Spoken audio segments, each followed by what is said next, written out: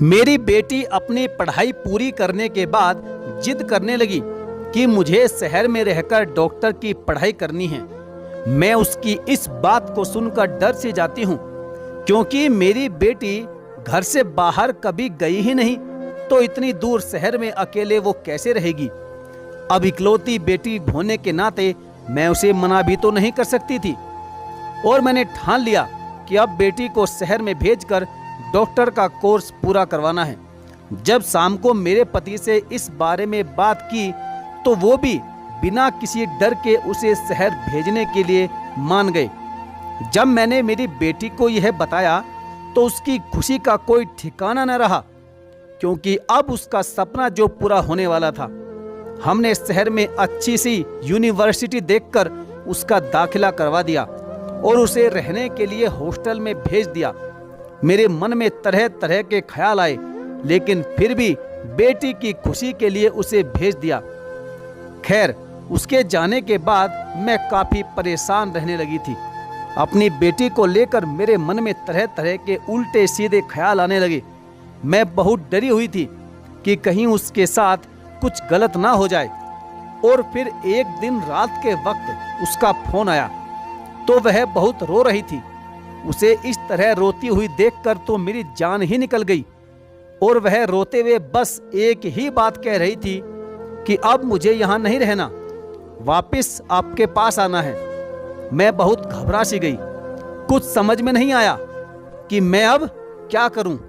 मेरा पति भी घर पर नहीं था। मैंने अपनी बेटी को दिलासा देते हुए कहा कि बेटी, तुम चिंता मत करो, हम तुम्हें लेने के लिए आ रहे हैं। लेकिन उसको मालूम था कि इतनी रात में गांव से शहर की तरफ कोई बस भी नहीं आती है। तो मेरी बेटी ने रोते हुए मुझसे कहा कि आप मुझे लेने सुबह तक आ जाना। जैसे ही अगली सुबह हुई तो हम दोनों पति पत्नी अपनी बेटी को लेने के लिए शहर की तरफ निकल पड़े। होटल में जाकर देखा तो उसकी हालत बहुत खराब थी और वह कमरे में अपने बिस्तर पर लेटी हुई थी। मैं उसके पास गई और उसे जगाने के लिए आवाज लगाई तो वह मेरी आवाज सुनकर जल्दी से मेरे गले से लिपट गई। उसकी हालत देखकर मैं और भी ज्यादा घबरा गई। अब तो मुझे यकीन हो चुका था कि मेरी बेटी के साथ जरूर कुछ ना कुछ गलत तो हुआ है। मैंने उसे शांत करते हुए कहा कि बेटी, क्या हुआ है तुम्हें? इतना सुनते ही उसने अपना सिर नीचे झुका लिया और अपने मुंह से एक शब्द तक भी नहीं निकाला। मैंने सच्चाई जानने की बहुत कोशिश की, मगर उसने मुझसे कहा कि मुझे कुछ नहीं हुआ, अब मैं यहाँ नहीं रहूंगी, मेरा आप लोगों के बगैर यहाँ मन नहीं लगता। उसकी ये बात सुनने में थोड़ी अजीब सी थी, क्योंकि कुछ महीने शहर में रहने के बाद मेरी बेटी मुझसे कह रही थी कि आपके बिना यहाँ मेरा मन लग गया है। खैर, हम अपनी बेटी को हॉस्टल से वापस घर ले आए। घर आने के बाद भी उसकी हालत और भी दिन ब दिन बिगड़ती ही जा रही थी और वह वक्त गुजरने के साथ साथ कमजोर भी होती चली गई।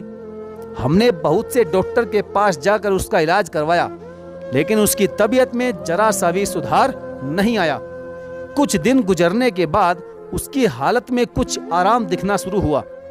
यह देखकर हमने भी कुछ चैन की सांस ली। वो हॉस्टल से आने के बाद हर वक्त अपने कमरे की लाइट बंद करके सारा दिन बिस्तर पर पड़ी रहती। अब तो मुझे भी जानना था कि आखिर उसके साथ हुआ क्या है हॉस्टल में, जो वह सारा दिन खामोश रहती है। कुछ दिनों बाद जब वह बिल्कुल ठीक हो गई तो मैंने उससे कहा कि बेटी, अब तुम्हें वापस शहर जाना चाहिए, तुम्हारी पढ़ाई को नुकसान हो रहा है। मेरी शहर जाने की बात सुनकर वह बहुत घबरा गई। कुछ देर सोचने के बाद कहने लगी कि मम्मी, आप बिल्कुल ठीक कह रही हैं, अब मुझे वापस जाकर अपनी पढ़ाई पर ध्यान देना चाहिए। अगली सुबह जब मैं उसे चाय देने उसके कमरे में गई तो वह बिस्तर पर लेटी बहुत जोर जोर से रो रही थी। मैंने उसके पास जाकर पूछा, बेटी, क्या हुआ है, तुम रो क्यों रही हो? तो वह मुझसे कहने लगी कि माँ, मेरा पेट बहुत जोरों से दर्द कर रहा है, जो कि मेरी बर्दाश्त से बाहर है। तो मैं अपनी बेटी को साथ लेकर गांव में डॉक्टर के पास गई और उसका चेकअप करवाया। डॉक्टर ने चेक किया और कुछ दवाइयाँ देते हुए कहने लगा कि यह दवा खाने के कुछ देर बाद ताजे पानी से ले लेना, दर्द बिल्कुल ठीक हो जाएगा। हम वापस अपने घर आ गए और मैंने उसे घर आते ही दवा खिला दी तो कुछ देर बाद उसका दर्द भी कम हो गया। मेरा मन अब हर वक्त बेचैन रहने लगा क्योंकि अब तो हर रोज ही उसके पेट में दर्द रहने लगा। तो मैं उसे गांव के डॉक्टर के पास ले जाती और वह मेरी बेटी को अंदर ले जाकर कुछ देर तक चेक करता और दवाइयाँ देते ही मेरी बेटी कुछ देर में ठीक हो जाती। अब तो मुझे भी यकीन होने लगा कि कोई तो ऐसी बात है जो वो मुझसे छुपा रही है। जब यह बात मैंने अपने पति से कही तो वह मुझे कहने लगे कि हमारी बेटी अब जवान हो गई है, अब उसकी शादी करवा देनी चाहिए, इसलिए वह वापस नहीं जाना चाहती है। मैं बहुत परेशान थी और सोच रही थी कि अब अपने पति से कैसे कहूँ कि इसके पेट में दर्द रहने लगा है, लेकिन मैंने अपने पति से इस बात को छुपाते हुए हाँ में सिर हिला दिया। एक दिन वह मुझसे कहने लगे कि उनके किसी रिश्तेदार का बेटा डॉक्टर है और वे हमारी बेटी को अपने घर की बहू बनाना चाहते हैं। मैंने कहा ठीक है, आप उनसे कह दो कि लड़की देखने के लिए आ जाएं। रिश्ते की बात करने लड़के की माँ और खुद लड़का आया था। हमें पहली बार देखते ही लड़का पसंद आ गया। उसका शहर में एक खुद का घर भी था, लेकिन वह शादी किसी गांव की अच्छी लड़की से करना चाहता था। बिना किसी ऐतराज के रिश्ता पक्का हो गया और कुछ महीने बाद शादी की तारीख भी तय हो गई। मेरी बेटी शादी की बात को सुनकर एकदम से ठीक हो गई। इस बात ने मुझे हैरान कर दिया। वह दिन भी आ गया जिस दिन का हमें इंतजार था। मैंने अपनी बेटी को घर से विदा कर ससुराल भेज दिया। उसके जाने के बाद घर एकदम से खाली हो गया। मेरी बेटी जब भी मेरे पास आती तो मैं उससे पूछती कि बेटी ससुराल में कोई परेशानी तो नहीं है, तो मेरे पूछने पर वह हमेशा एक ही बात कहती कि मैं वहाँ बहुत खुश हूँ। उसकी इस बात को सुनकर मुझे भी सुकून मिल जाता। लेकिन एक दिन मेरी बेटी के ससुराल से फोन आया और उनकी बात सुनकर तो मेरे जिस्म से जान ही निकल गई। हम लोग जैसे ही अपनी बेटी के घर पहुँचे तो उसने हमें बताया कि मेरी सास सुबह घर से गई थी मगर अभी तक वापस नहीं आई। जब सब जगह ढूंढ लिया, मोहल्ले वालों से भी पूछ लिया, मगर सुबह से मेरी सास को किसी ने देखा भी नहीं। रिश्तेदारों से भी पूछ लिया मगर वह वहां भी नहीं गई। सब लोग घबरा से गए कि आखिर अचानक मेरी बेटी की सास कहां गायब हो सकती है। जब शाम हुई तो हम लोग वापस घर आ गए। मेरा दामाद किसी काम के सिलसिले में दूसरे देश गया हुआ था। जब मेरे दामाद को खबर हुई तो वह भी वापस आ गया, लेकिन अभी तक उसकी सास का कोई पता नहीं चला था। एक हफ्ते के बाद अचानक से अपना सामान लेकर मेरी बेटी हमारे पास हमारे घर आ गई। वह बहुत उदास दिख रही थी। मैंने उसे गले से लगाया और कहा कि क्या बात है बेटी? तो वह मुझसे कहने लगी कि माँ मुझे माफ कर दो, मैंने आज तक तुम्हें धोखे में रखा है। उसकी यह बात सुनकर मैं हैरान रह गई। उसने जो मुझे बताया वह सुनकर तो मेरे पैरों तले से जमीन ही खिसक गई। उसने मुझे बताया कि सास के लापता हो जाने के बाद मेरा पति वापस घर लौट आया था। इस बात को लेकर वह बहुत ही परेशान था। उसने हर जगह ढूंढने की कोशिश की मगर मेरी सास का कहीं अता पता नहीं चला। इस परेशानी के चलते वह मुझे पूरी तरह भूल चुका था। मैंने अपने पति से पूछा भी कि आप जब से वापस घर आए हैं मेरे साथ आपने कोई बात तक नहीं की। मेरा पति मुझसे कहने लगा कि मुझे तुम्हारी कोई परवाह नहीं है, मैं अपने काम में बिजी हूँ। अपने पति के मुंह से यह बात सुनकर मुझे यकीन नहीं हो रहा था, क्योंकि जब शादी हुई थी तो वह मेरा बहुत ही ख्याल रखते थे, रात भर मुझसे बातें किया करते थे, मगर इस बार वे मुझे देखना भी नहीं चाह रहे थे। इसी के चलते कुछ दिनों बाद मुझे एहसास हुआ कि घर में किसी चीज की तैयारी चल रही है। मेरी ननंद और पति दोनों ही बहुत खुश नजर आ रहे थे। मैंने पूछने की बहुत कोशिश की मगर उल्टा मुझ पर ही गुस्सा करने लगे। एक दिन मेरी तबीयत बहुत खराब थी। मैं अपने कमरे में लेटी हुई थी कुछ देर बाद मेरी ननंद मेरे पति को लेकर मेरे पास आई और उसने जो मुझसे कहा वो सुनकर तो ऐसा लगा जैसे अभी जमीन फट जाए और मैं उसमें समा जाऊं। मेरा पति मेरे पास आया और मुझे जोरदार थप्पड़ मारते हुए कहने लगा, बदचलन औरत, तुम्हारे पेट में किसका पाप है? कौन है जो मेरे जाने के बाद तुम्हारा बिस्तर गर्म करने आता था? मैं सोचने लगी कि आखिर मेरा पति डॉक्टर होकर भी इस तरह की बातें कैसे कर सकता है। अब मैंने ठान लिया था कि मैं उनको कभी नहीं बताऊंगी कि मेरी यह हालत किस वजह से हुई है। मैं कमरे में अपने पति के बारे में सोचकर रोती रही। जब वह सुबह मेरे पास आया तो मुझसे कहने लगा कि मैंने शादी कर ली है, अब तुम ये घर छोड़कर चली जाओ।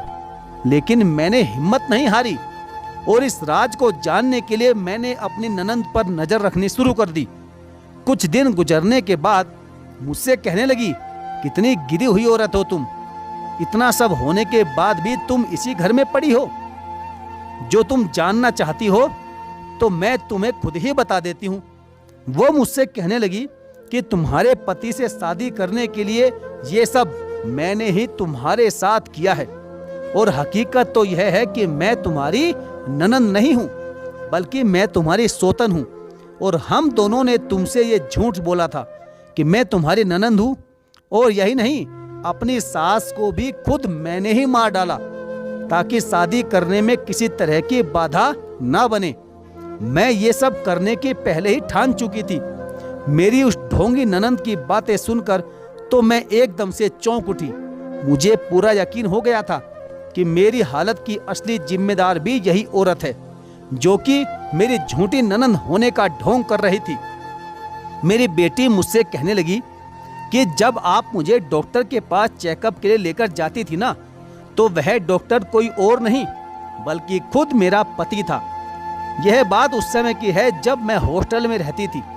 वहां पर हम एक दूसरे को पसंद करते थे और शादी करना चाहते थे।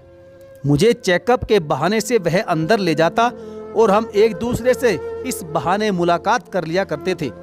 जब आपको शक होने लगा तो उसने मुझसे कहा कि मैं अब और यहाँ नहीं रह सकता। एक दिन जब मैं उससे मिलने गई तो वो वहाँ पर नहीं था, इसलिए आपको कुछ पता नहीं चला। यहाँ से जाकर उसने जब रिश्ते की बात भेजी तो मैं सारी तकलीफ भूल चुकी थी। मैं इस बात के बारे में अपने पति से भी कहना चाहती थी, मगर अपने काम के सिलसिले में वे दूसरे देश चले गए। जब वह वापस आए तो उनका मेरे प्रति इस तरह का व्यवहार देखकर मैंने ये सब बताना बिल्कुल भी ठीक नहीं समझा। लेकिन माँ, देखिए ना, मेरी खुशियों की उम्र कितनी छोटी थी। रात को मुझे पता चला कि मेरी नफरत के चलते एक औरत जो मेरी झूठी ननंद होने का ढोंग कर रही थी मेरे साथ यह सब कर चुकी है और मेरे पति ने भी मेरी किसी बात पर यकीन नहीं किया। अब मैं दोबारा कभी भी उस घर की तरफ नहीं देखूंगी। मेरी बेटी की बातें मेरा दिल चीर रही थी। मैंने उसे गले लगाया और उसके बाबा से यह बात छुपाए रखी। अगली सुबह मेरी बेटी को लेने हमारे घर मेरा दामाद आ गया। उसने मुझसे माफी मांगी। मेरी बेटी के साथ यह सब करके वह बहुत ही शर्मिंदा था और मेरा दामाद मेरी बेटी को अपने साथ वापस ससुराल ले गया और अच्छी तरह से उसका इलाज करवाया। उसने बताया कि मैंने उस औरत को तलाक दे दिया है जो अब तक मेरी बहन बनने का नाटक कर रही थी, क्योंकि मुझे अब एहसास हो चुका है कि हमारे रिश्ते में सबसे बड़ी खटास वही औरत पैदा कर रही थी। खैर, अब मेरी बेटी अपनी तकलीफ भुलाकर खुशी खुशी जिंदगी गुजार रही है। साथियों, अपने घर में माँ बाप को धोखे में नहीं रखना चाहिए और अपने कुछ पल की खुशियों की खातिर किसी की जिंदगी के साथ ऐसा खिलवाड़ भी नहीं करना चाहिए, क्योंकि एक गलत कदम उठाने से खुशियों वाला घर भी चंद मिनटों में बर्बाद हो जाता है। तो साथियों, आपकी इस बारे में क्या राय है? अपनी राय कमेंट बॉक्स में जरूर लिखें और यदि आपने हमारे चैनल को अभी तक सब्सक्राइब नहीं किया है तो सब्सक्राइब करके बेल आइकन को जरूर प्रेस कर लें। तो चलिए साथियों, मिलेंगे फिर और किसी दमदार कहानी के साथ। तब तक के लिए धन्यवाद। जय हिंद।